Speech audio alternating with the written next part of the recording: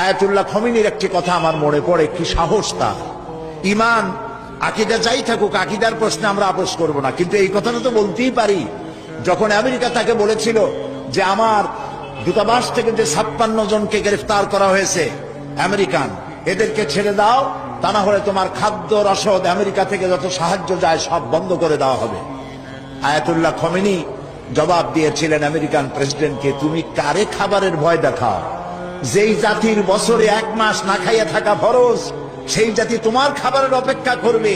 তোমার মতো কাফেরদের খাবারের কোনো পরোয়া আমরা করি না। আল্লাহুর রহমানির রহিম।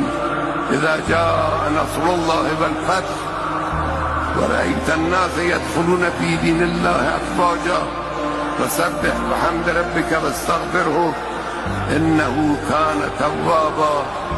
والسلام عليكم ورحمة الله وبركاته.